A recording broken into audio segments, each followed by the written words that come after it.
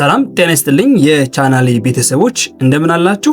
ለዛሬ ይዤላችሁ የመጣሁት በኢትዮጵያ ማዕድ ላይ በተለይም ለጥሬ ስጋ፣ ለክትፎ፣ ለቁርጥና ለተለያዩ ምግቦች ማጣፈጫነት የምንጠቀምበትን ሲበሉት አሃሃ እያሰኘ ደስ የሚል ቃጠሎ የሚሰጠውን ሚጥሚጣን የተመለከተ አዝናኝና አስተማሪ መረጃ ነው። በኢትዮጵያ ብቻ ሳይሆን በበርካታ ዓለማችን ክፍሎች በብዛት ጥቅም ላይ ከሚውሉት ቅመሞች አንዱ ሚጥሚጣ ነው። ሚጥሚጣ ለጣዕም ብቻ ሳይሆን ለጤናችንም ብዙ ጥቅሞች እንዳሉት ያውቃሉ? የሚገርመው ነገር ቢቢሲ ሚጥሚጣን በተመለከተ ባጋራው መረጃ ላይ ሂላሪ ክሊንተን በአውሮፓውያኑ 2016 የምርጫ ዘመቻ ቅስቀሳቸው ወቅት በሽታን ለመከላከል አንድ ሚጥሚጣ ቃሪያ ይመገቡ እንደነበር ገልጿል። በሌላ በኩል ደግሞ ሚጥሚጣ እባካችሁ እኔን አትብሉኝ የሚላቸው ሰዎችስ እንዳሉ ታውቃላችሁ? ይህ ማለት ምንድነው? ሚጥሚጣን መጠቀም ያለባቸው ሰዎችም እንዳሉ በጥናቱ ወይም ደግሞ በሚጥሚጣ ዙሪያ ጥናት ያደረጉ ሰዎች የጥናታቸው ውጤት ያሳያል። እስከ ቪዲዮ መጨረሻ አብራችሁኝ ቆዩ። በዚህ ቪዲዮ አብራችሁ በመቆየታችሁ ሚጥሚጣን በመመገባችን ልናገኛቸው የምንችላቸው ጥቅሞች ምን ምን እንደሆኑ እንዲሁም ደግሞ ሚጥሚጣን መጠቀም የሌለባቸው ሰዎች እነማን ናቸው ወይም ደግሞ ምን አይነት የጤና እክል ያለባቸው ሰዎች ናቸው የሚለውን ከዛም ውጭ ደግሞ በ100 ግራም ሚጥሚጣ ውስጥ ምን አይነት ንጥረ ነገሮችን ልናገኝ እንችላለን የሚለውን በቆይታችን የምናይ ይሆናል ማለት ነው። ወደ መጀመሪያው ነጥብ ስንገባ ሚጥሚጣ በዋናነት በውስጡ ካፕሳይሲን የተባለ ውህድ የያዘ ቀይ ቃሪያ ነው። ከኮረሪማ ከቁንዶ በርበሬና ከጨው ጋር ሲዋሃድ ደግሞ ጥቅሙ እጥፍ ይሆናል። እዚህ በማስከተል ደግሞ የሚጥሚጣ ዋና ዋና ጥቅሞችን ስናይ አንደኛ ሞትን ያዘገያል። በሚጥሚጣ ቃሪያ ውስጥ የሚገኘው ንጥረ ነገር ካፕሳይሲን ይሰኛል። አንዳንድ ጥናቶች ካፕሳይሲን የተሰኘው ንጥረ ነገር ረጅም ዕድሜ ለመኖር ሊረዳ እንደሚችል ያመለክታሉ። በአውሮፓውያኑ 2019 የወጣ አንድ የጣሊያን ጥናት እንዳመለከተው በሚጥሚጣ የተቀመመ ምግብ በሳምንት 4 ጊዜ የሚመገቡ ሰዎች የሚጥሚጣ ቃሪያ ከማይበሉት ጋር ሲነጻጸር የመሞት እድላቸው ዝቅተኛ እንደሆነ ነው። ተመራማሪዎቹ ሲጋራ ማጨስን፣ የአካል ብቃት እንቅስቃሴን፣ የተመጣጠነ ምግብ አመጋገብና በአጠቃላይ የአኗኗር ዘይቤን በመቆጣጠር ነው ጥናቱን ያካሄዱት። በአውሮፓውያኑ 2015 በቻይና ወደ 500 ሺህ የሚጠጉ ነዋሪዎችን የሚጥሚጣ አመጋገብና ጤናን የመረመሩ ቻይናውያን ተመራማሪዎች ሚጥሚጣ መመገብ ሞትን እንደሚያዘገይ በጥናታቸው ይፋ አድርገዋል። በየቀኑ ቅመማ ቅመም ያላቸውን ምግቦች የሚመገቡ ነዋሪዎች በሳምንት 1 ጊዜ ወይም ከሚመገቡት ጋር ሲነጻጸር በ14 በመቶ የመሞት እድላቸው ዝቅተኛ ሆኖ ተገኝቷል። ሁለተኛ ክብደትን ለመቀነስ ይረዳል። በሚጥሚጣ ውስጥ ያለው ካፕሳይሲን የሰውነታችንን ሙቀት በመጨመር ሜታቦሊዝምን ያፋጥናል። ይህ ደግሞ የተከማቸ ስብን በፍጥነት ለማቃጠል ይረዳል። ሌላው ካፕሳይሲን የሚያቃጥለውን የኃይል መጠን በመጨመር እና የምግብ ፍላጎትን በመቀነስ ለክብደት መቀነስ ይረዳል። እንዲሁም ከፍተኛ የደም ግፊት ላላቸውም ጠቃሚ ነው። ሶስተኛ ህመምን ያስታግሳል።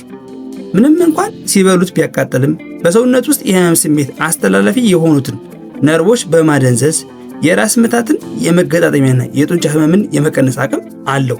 አራተኛ የበሽታ መከላከያ አቅምን ይገነባል። በጸረ ባክቴሪያነቱ የታወቀ ሲሆን የሰውነትን በሽታ የመከላከል ብቃት ያነቃቃል። በተጨማሪም ሚጥሚጣ በቫይታሚን ኤ እና በቫይታሚን ሲ የበለጸገ በመሆኑ በሽታን የመከላከል አቅማችንን በእጅጉ ያጠናክራል። አምስተኛ ለልብ ጤንነት ጠቃሚ ነው። የደም ዝውውርን በማሻሻልና መጥፎ የኮሌስትሮል መጠንን ወይም ኤልዲኤልን በመቀነስ ለልብ ጤና ከፍተኛ አስተዋጽኦ ያደርጋል። ስድስተኛ የካንሰር ስርጭትን ይከላከላል። በአንዳንድ ጥናቶች የካንሰር ሴሎችን ስርጭት እንደሚከላከል ታውቋል። ሰባተኛ የስኳር በሽታ ለመከላከል ያግዛል። በደም ውስጥ ያለውን የስኳር መጠን ለማስተካከልና የስኳር በሽታ ለመከላከል ይረዳል። ስምንተኛ የሆድ ውስጥ አልሰር ይከላከላል። የሆድ ውስጥ አልሰር ለመከላከል እንደሚረዳ አንዳንድ ጥናቶች ያሳያሉ ማለት ነው። ምንም እንኳን ሚጥሚጣን በመጠቀማችን አሁን ከላይ የጠቀስናቸውን ጥቅሞች ማግኘት የምንችል ቢሆንም ነገር ግን ሚጥሚጣን በምንመገብበት ሰዓት ልናደርጋቸው የሚገቡ ጥንቃቄዎች አሉ። በቀን ከ50 ግራም በላይ ሚጥሚጣን መመገብ በተለይ በማስታወስ ሁኔታ ላይ አሉታዊ ተጽዕኖ ሊያሳድር እንደሚችል ጥናቶች ይጠቁማሉ። ሌላው ሚጥሚጣ በሚዘጋጅበት ወቅት ጨው በብዛት ስለሚጨመር ከፍተኛ የሶዲየም ወይም የጨው መጠን ይኖረዋል። ስለዚህ በልክ መጠቀም ያስፈልጋል ማለት ነው። ከዚሁ ጋር አያይዤ ሚጥሚጣን መጠቀም የሌለባቸው ሰዎች እነማን ናቸው የሚለውን ስናይ ደግሞ ምንም እንኳን ሚጥሚጣ ከላይ ያየናቸውን ጥቅሞች ቢሰጠንም ለሁሉም ሰው ግን አይመከርም። የሚከተሉት የጤና እክሎች ካሉባችሁ ከሚጥሚጣ ብትርቁ ወይም በሐኪም ትዕዛዝ ብትጠቀሙ ይመከራል። አንደኛ የጨጓራ ቁስለት ወይም ህመም ያለባቸው ሰዎች። ሚጥሚጣ የጨጓራን ግድግዳ በማስቆጣት ህመሙን ሊያባብሰው ይችላል። ሁለተኛ የቃር ወይም የአሲድ ሪፍሌክስ ያለባቸው ሰዎች ወይም የቃር ወይም የአሲድ ሪፍሌክስ ችግር ያለባቸው ሰዎች አሲድ ወደ ላይ እንዲወጣ በማድረግ የቃር ስሜትን በእጅጉ ይጨምራል።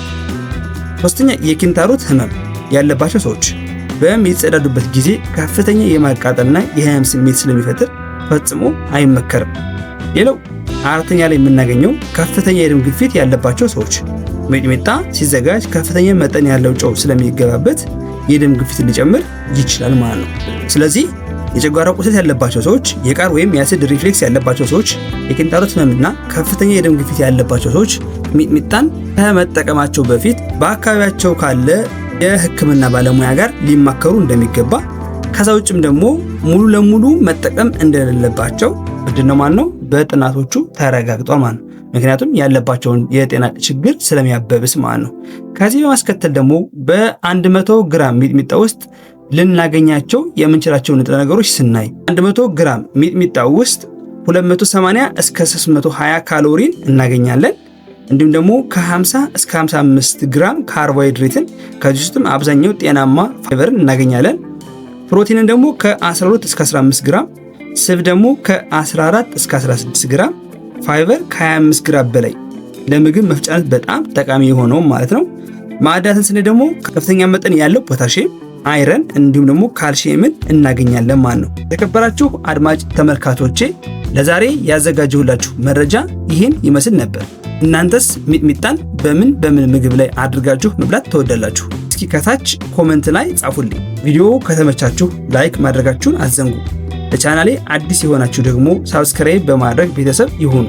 በቀጣይ በሌላ አዝናኝና ጠቃሚ መረጃ እስከምንገናኝ ድረስ ቸርን ሰንብት። ሰላም።